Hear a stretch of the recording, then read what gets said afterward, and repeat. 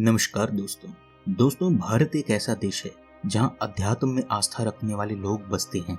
भारत मंदिरों का देश है और यहाँ कई ऐसे विशिष्ट धाम हैं जहां पर भक्तों का तांता हमेशा लगा रहता है। आज हम आपको भगवान शिव के 12 ज्योतिर्लिंगों के महत्व और विशेषता के बारे में विस्तार से बताएंगे।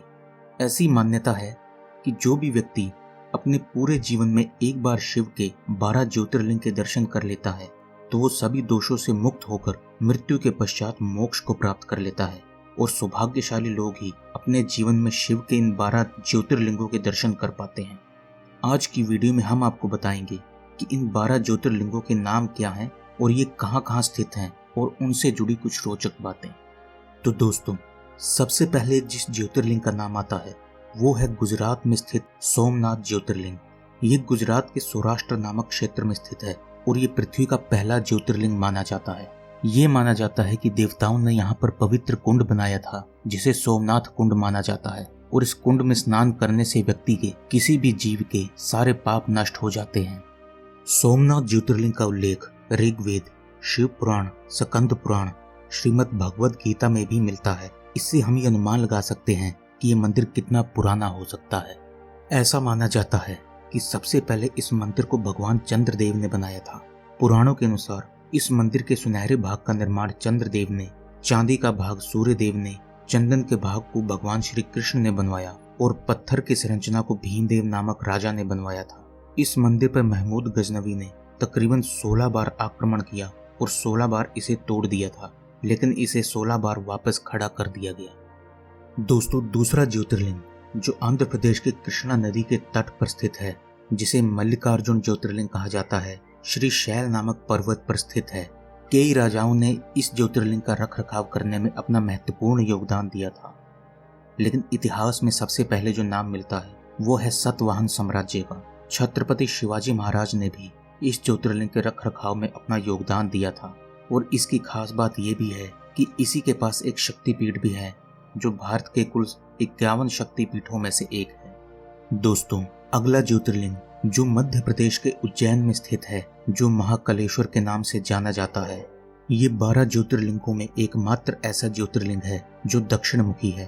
कहते हैं ये दक्षिण मुखी ज्योतिर्लिंग अपने आप प्रकट हुआ था। महाकालेश्वर ज्योतिर्लिंग में भगवान शिव की पूजा जलती हुई चिता की राख और भस्म से महाकाल शिव की पूजा की जाती है।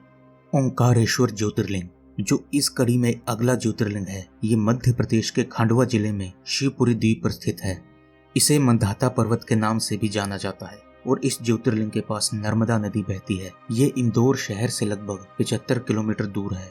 ओंकेश्वर मंदिर का नाम ओंकेश्वर इसलिए पड़ा क्योंकि ज्योतिर्लिंग के चारों ओर पहाड़ है और पहाड़ के चारों ओर जो नदी बहती है वह ओम के आकार की है, इसलिए इसका जो नाम है वो ओंकारेश्वर पड़ा, जिसका अर्थ है ओम के आकार का ज्योतिर्लिंग। दोस्तों, अगला जो ज्योतिर्लिंग है उसका नाम है केदारनाथ, जो उत्तराखंड में स्थित है। ये केदारनाथ ज्योतिर्लिंग पूरे विश्व में सबसे अधिक लोकप्रिय ज्योतिर्लिंग में से एक है और विश्व भर से लाखों लोग भगवान केदारनाथ के दर्शन के लिए आते हैं। केदारनाथ ज्योतिर्लिंग समुद्र तल से तकरीबन 3584 मीटर ऊंचा है, अर्थात इतनी ऊंचाई पर स्थित है। ऐसा माना जाता है कि केदारनाथ धाम की खोज पांडवों ने की थी, जो अपनी पापों से मुक्ति पाने के लिए केदारनाथ धाम पहुंचे थे और इस मंदिर का निर्माण पांडवों ने ही सबसे पहले करवाया था। इसके बाद इसका पुनर्निर्माण आदि शंकराचार्य जी ने करवाया था। दोस्तों, अगला ज्योतिर्लिंग है भीमा शंकर ज्योतिर्लिंग, जो पुणे महाराष्ट्र के समहारती नामक पर्वत पर स्थित है।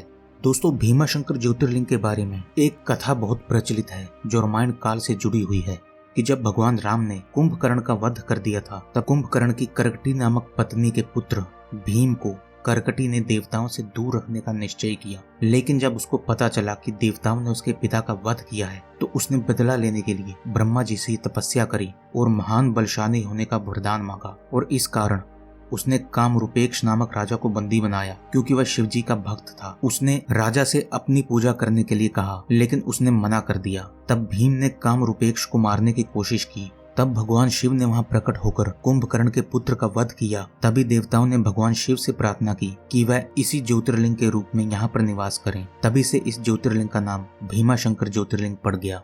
दोस्तों, ये था इस वीडियो का पहला भाग। अगले भाग में हम अगले 6 ज्योतिर्लिंगों के बारे में जानेंगे। तब तक के लिए वीडियो अच्छी लगी हो तो इसे लाइक सब्सक्राइब जरूर कीजिएगा और वीडियो को शेयर जरूर कीजिए। धन्यवाद।